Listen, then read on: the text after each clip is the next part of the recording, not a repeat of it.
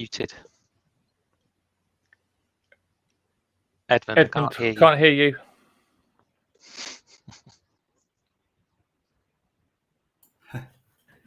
Okay, everyone, had a small technical hitch. I hope that we've resolved the technical hitch and that some of the folks out there who are now viewing our LinkedIn Live are now connected. I do apologize. It's now 12 past the hour. We'll try to make up the time. Do bear with us. This is the second one of our LinkedIn Live. So anyway, good day to all, and thank you for joining Safran Software Solutions LinkedIn Live. I am your host, Edmund Cartwright from Safran Marketing. And today I'm joined by two of our subject matter experts in this area, Mark Turner, Managing Director of MCity, and Chris Ritson, Senior Risk Consultant at Safran Software Solutions.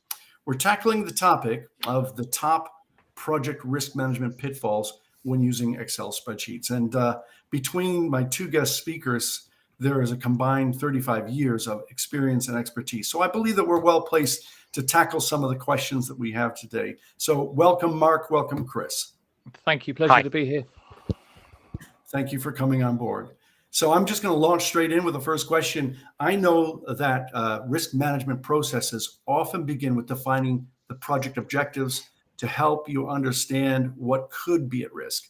What were the difficulties you faced with contextualizing your spreadsheet risk registers? So Mark, can you launch us into that? Yeah, sure. So I used to do a lot of reviews of projects, and quite often the project teams would front up with just their spreadsheet, and they would dive straight into discussing the risks. And those risks have obviously been threats and opportunities. But I would invariably ask them to take a step back and say, before we start discussing the risks that you've identified, let's talk about what is at risk on your project. What are the deliverables? What are the major contextualizations that need to be undertaken in order for you to understand what it is that the risk register itself is placing at risk?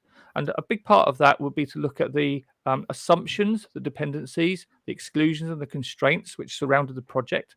And invariably, if I did challenge a project with those, they might come up with a separate spreadsheet and bring me the information from different parts. So there didn't seem to be any relationship between what was at risk on the project, what the constraints of that project were, and then the risk register itself. And these things are independent and not helping with the decision-making process. And on top of that, without looking at the context, it's almost impossible to see some of the key opportunities which projects can be presented with, because true opportunities don't necessarily lie within the register. They lie within understanding the context of the project and how that project can be delivered. Right. Fantastic. That's a great kickoff. Chris, do you want to add to that? Yeah, no, I agree with what Mark's just said. But also, I remember that when you are kicking off like a risk identification workshop, typically you get quite creative as a facilitator of that process. So you want to give everyone the assurance that you're covering all the bases, etc. And so you'll quite often see posters, post-it notes, and all kinds of things pertinent to specific objectives. So everyone gets that feeling that we've done a good job. And it can be somewhat frustrating that afterwards you then get into, putting it all into a spreadsheet, and all that rich data or sort of rich information becomes kind of just data in like a big list on a spreadsheet. So it also, over time, you tend to see that these things that meant something at the time, they morph. Right. People have different recollections, or new people join the project and they read it cold and they see it differently. And so the spreadsheets just become these repositories of all things, and they kind of lose their context, or they get conflated and change their meaning over time. It can be a bit frustrating, as I say. And yeah, you want to make these things accessible. Again, you've got to do extra. You've got to put in extra formulas, extra columns, extra workbooks and things. So right. No, that actually leads us into the question of spreadsheets, and how they're usually, they template a particular format. I think you've just kind of illustrated that. But given perception of risk is subjective, doesn't this create problems articulating what the risk actually is? And do you guys have any examples?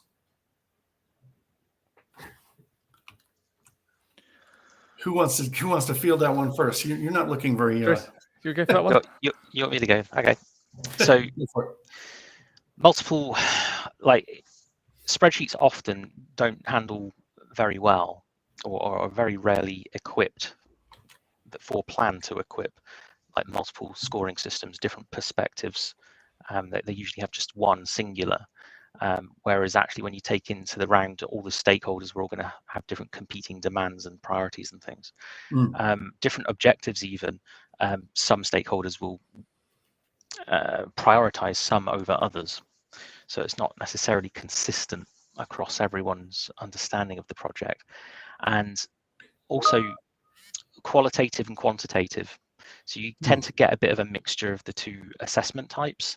And wherever possible, you really want to enhance decision making. So you quite want, what you really want to do is turn and convert qualitative into quantitative wherever possible to help be objective when it comes to helping decision makers make decisions.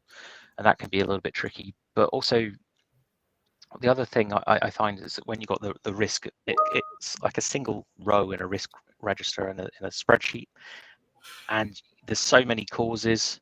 You start listing them out, A, B, C, D, and they're all in one single cell. It gets a bit busy in that cell. They've all got different probabilities, different ways of interacting with one another, or enhancing and making other ones even more likely to occur, or they're linked to different types of consequence. And yeah, it's listing out best case, most likely, worst case, and again in a single cell. It's just tricky. I think I've heard you guys both at different times articulate that, this particular format, when you template things, and I think it's been said, there's a bit of a problem in that whilst a spreadsheet is flexible, in the same instance, you get this lack of almost flexibility. Mark, can you just respond to that? What are the kind of the lack, what are the what's lacking in a spreadsheet rather? One of the key things I've found is you invariably create yourself a risk scoring matrix, some form of probability impact diagram, and that's usually constrained within that template. So you would have one fixed scoring mechanism, and I've seen it in projects where I've had to try to knife and fork an existing spreadsheet into a customer's requirement. So the customer says, we want to present our data with this set of probabilities and this set of impact definitions. And there we were using a 5x5 matrix, and the customer come along and they wanted to use a 7x4 matrix. It just doesn't seem to fit into what you can do with an Excel spreadsheet.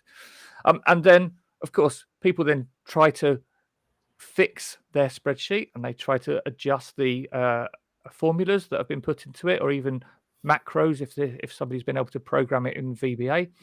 And invariably, it breaks. Too many times I've seen broken spreadsheets, and I've been asked to come in and say, can you help us fix this spreadsheet?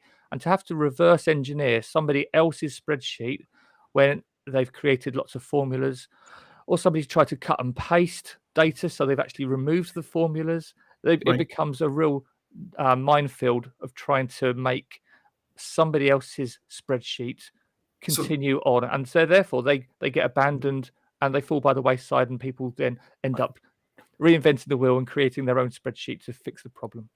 So it almost sounds like in a context that you can have the author of an original risk register worked in a spreadsheet, and he or she leaves the company. Absolutely. And then all of a sudden, because they were the author and they knew exactly what was done, where was done, what was formulas were used, suddenly somebody else has got to somehow unravel that, which is not an easy task. I'll grant you. So can you just tell me about a time when you had a whole cluster of projects all using templated risk registers? Did it scale well and enable you to aggregate information easily? Do you want to take that one, Mark or Chris? I can go. I can go. I'll give you an example. So previous project, lots of individual work packages.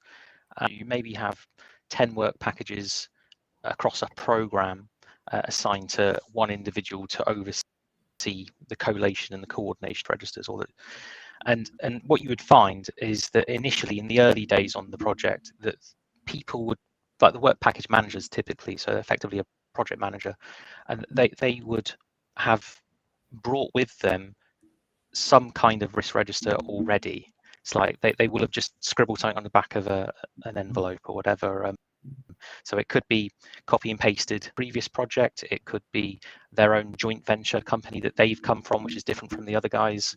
And they've all come with different formats. So you get this kind of big mixture of different templates and things to begin with, and then you have to spend a bit of time just getting everyone onto the consistent same template format. So yeah, so you're going through and you've got some semi-structure of thoughts, you get them into this one consistent approach, and then you get to that point you were saying about aggregation, and is it easy? It's like, well, even once you've got it onto the same format, it's not necessarily that easy to bring together them all into one sort of reporting format. It's kind of possible, but it's clunky. It's often very clunky. Mark, do you want to jump in? Do you want to jump in on that? I just give you.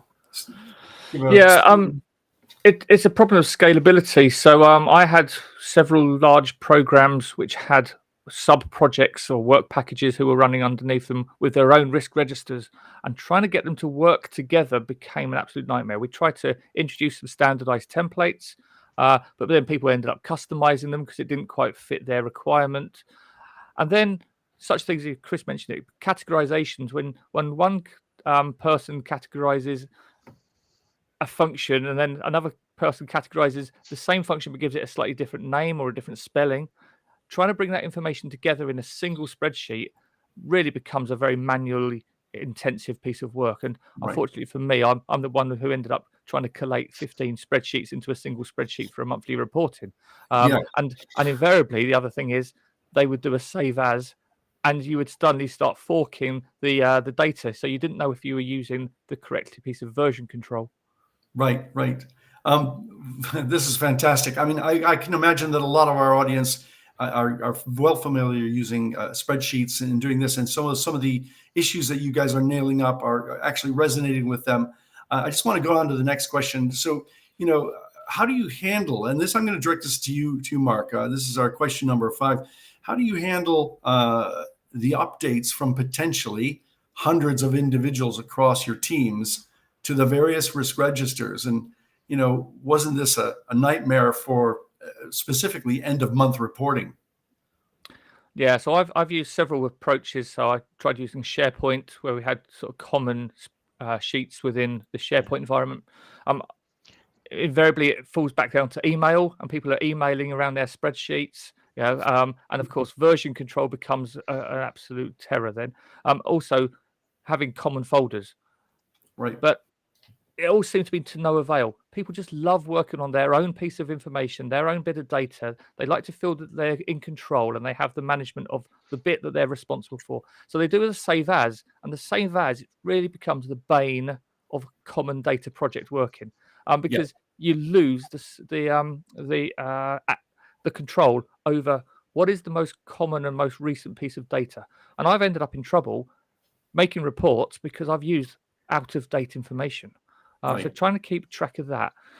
And again, it leads to one person, invariably the person who's nominated to the risk manager, having to run around and basically dragging the information out of people again. And they said, oh, I've already filled this in, but you haven't given it to the central person to coordinate it. And trying to keep hold of multiple spreadsheets from multiple people, all for a common reporting it's a bad experience. Yeah, this leads us down a very specific path. We're just headed to the next question with that. But Chris, before I do you have anything you want to add to what Marcus has said? Because I think it is quite an important area.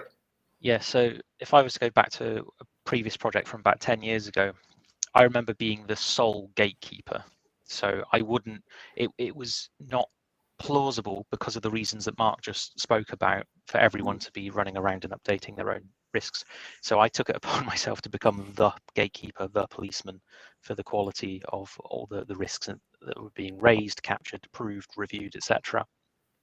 So it's difficult, and you would do all kinds of things like I remember having purple font. So every time I made an update to tell myself for end of month reporting, this is one of the bits that is key. This is like the contextual bit of information that justifies why the numbers are going up or down in terms of risk exposures and things. So I had to come up with systems within systems in order to serve myself. And I think, yeah, you can also, maybe there's also times when you're getting to like a stage gate and you're about to submit something. And all of a sudden you get a lot more attention. So all the other senior managers start pouring in and wanting to start changing the wording and things, and that leads to more problems. Hard to manage. Hard to manage Yeah, that. I think ownership.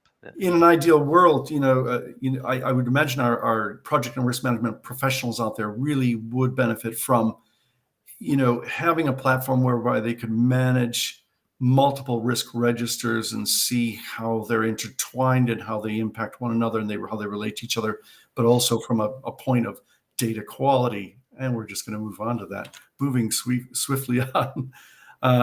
It's really, I can imagine that in some context, one can have proof and a confidence in a spreadsheet risk register and its ability to make a tangible difference. But did you guys ever have much proof or confidence that the spreadsheet risk registers were being used to make a tangible difference? I'm going to, Mark, why don't you go ahead and take us into that? Okay, so one of the key areas which we were using our spreadsheets for was contingency management and the ability to try to calculate in some form the amount of financial contingency that was required to maintain on the project.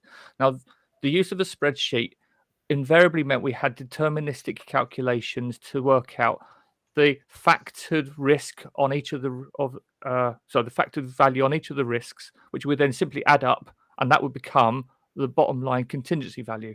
Now, the big trouble with that is you will identify new risks as you go through the project, and you will release risks as they've been successfully treated or they've been closed out. And taking risks in and out of a risk register when you've got straightforward deterministic calculations really means that people end up fudging the numbers. They make things fit the budget that they've been given, and the budget that they've been given has been calculated from a deterministic summation of the values on their spreadsheet. And it becomes a complete mockery. There's no single evidence of the truth behind the assessments.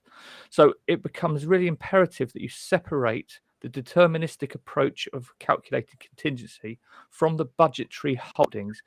And the way to do that is to use statistical analysis, doing probabilistic modeling to determine how much confidence you have that the contingency that you're holding is appropriate for the amount of risk exposure that you have. And that way you come back to ensuring good quality assessments and understanding the quantitative numbers that are held in your risk register, separate from the budgetary contingency. And then you'll be able to see whether or not one is appropriate to achieve the objectives of the project. Yeah, I think one of the key things that popped out in my mind there, and maybe it's not very important, but integrity is a key thing. I mean, Excel spreadsheets have often, people who use Excel or any other spreadsheet application, they often say, well, I can make the spreadsheet say whatever you want it to say. And it's not very good if people go down that path, because then the organization isn't benefiting, the project and the profitability isn't benefiting either. And there's a lack of auditability there as well, because you can make changes to a spreadsheet without having any sort of comeback and understanding who's made those changes. No control. Chris, do you want to jump in? I take a slightly different view potentially here. The question was about, do you get value out of doing this stuff that you just said? And actually, I think for short stints, when it really matters, there's a bit of a crisis or an emergency, you need to prove and demonstrate something, then there's nothing better. Let's face it, Excel's so versatile. So you can just craft these models and things that actually justify a certain situation. Like I've used them to justify contingency based on change management, things like that, and they were absolutely critical to doing that. Yeah. The problem is that once you've created this beast, it's got arms and legs, you've got this ginormous spreadsheet, it's bigger than it used to be, it's not sustainable. So for short stints, it can be extremely valuable, but don't let that then become like a big legacy data thing thereafter, because for me, you've got to think about who's the spreadsheet or the format. It doesn't matter if it's a database, the format of doing risk management. Who's it serving? Is it serving an auditor? Is it serving the risk manager and the risk team? Is it serving the person who's needing to understand and manage their risks? Because depending on who you're serving, you are going to build that format differently to best serve those people. And I feel quite strongly that you actually need the risk owners themselves to be the ones that are being served, because if they don't feel served, they're not going to want to do it. They won't want to engage. So yeah, slightly different take on it perhaps. But if I add one more thing to that, and that is actions. And we talk about risks in registers, but really the only true value of doing any risk management is action and people taking appropriate decisions to make things different. And unfortunately, having numbers on a spreadsheet doesn't actually create action. Managing people to take action creates action and creates change. And I think you sometimes fall into the fallacy of, I've got a good spreadsheet and therefore risks are under control. That's not the truth. No, not anything further from the truth, right? So, I think we can all acknowledge that spreadsheets are brilliant in a context. Yeah, we all get that. We've all used spreadsheets, and in a context, they're good and they can be quite powerful and flexible. However, when we talk about scalability and so on, there are buried constraining aspects, single scoring process limitations, common risk breakdown structure inconsistencies, and the scalability and data quality issues when using spreadsheets are also, something that we have to be very, very wary of. Mark, is there a final thought you would like to communicate on today's topic to the audience? I think the truth is, I love spreadsheets. I've worked in spreadsheets 15 years, if not longer, and the amount of work that I've managed to do with them and the things I've managed to achieve with them have been extraordinary. My personal fluency in coding spreadsheets is high. However, every time I've created spreadsheets to do a particular task, I've come up against barriers, and the barriers include scalability. You can't go beyond one project. It doesn't scale to other projects. And communication, and the key danger of that save as danger, where people want to maintain and manage their own piece of data. So they are brilliant, but they've got the limitations. Yeah, right. Chris, do you want to add to that? I'm sure you've probably got a recommendation or maybe a tip that you want to impart to the audience. Well, risk management is all about understanding the objectives that are at risk and serving those for the benefit of the project, not necessarily for any one individual person or organization. So the spreadsheets and things, or the format, as I say, has to be set up in a way that actually helps that. And I've seen too many spreadsheets, as much as I love them, and I really used to be really quite good, and maybe not so much anymore, but they have to be set up so that they actually do this. And if they don't, then it can cause the discipline of risk management a massive disservice. It can really turn people off and put them off, and you don't want them thinking, I've just got to tick some boxes here because I've got some real fires to fight over here, and I've got to spend some time on that. So whatever you're doing, whenever you're creating a format for your risk management, make sure it's serving the people that you're reliant on to be providing the information in the first place. And if you can do that part of the equation, then you can probably also address what Mark was just saying about making sure that you're managing people to actually manage the actions, because otherwise you're not doing it. You're doing all the effort and then not getting any of the reward and the benefit. So, let's not be fruitless about this. We want to be making a difference. That's great. Well, we have certainly covered some of I would say, the top pitfalls of project risk management when using spreadsheets. And I want to thank you both for coming on LinkedIn Live today. To our audience, we do have a Kumu mind map, which Chris has put together, and you can see it on the screen now. And I'm just going to try to plug it into the chat box there. so that people can look at that. That's just in support of the topic that we've been discussing today, the questions and answers regarding these various pitfalls. However, if you do wish to, our audience, if you do wish to learn more about Safran Risk Manager, I invite you to watch a 5-minute introductory video. And that hyperlink, I'm just going to pull into the window again. Hold on for it. Here it comes. Boom. And there we go. And so, it's like I say, it's a 5-minute video, and it kind of gives you a good introduction to Safran Risk Manager, which I believe as a solution to some of the pitfalls that we've been highlighting today. If you wish, of course, to contact Mark Turner directly, Mark's email address is mark@mcity.com. We had that on the screen earlier. And also, if you wish to speak to Chris Ritson directly, he is also here on email at chris.ritson@safran.com. I wish to thank our audience today here on the Safran Software Solutions LinkedIn Live, where our focus is to share real-life project and risk management experience and insight to the community of project and risk management professionals. So on behalf of Mark Turner, Chris Ritson, and myself, thank you for joining, and we hope to see you again on LinkedIn Live. Thank you very much. Bye all. Thanks, everyone. Cheers. Cheers.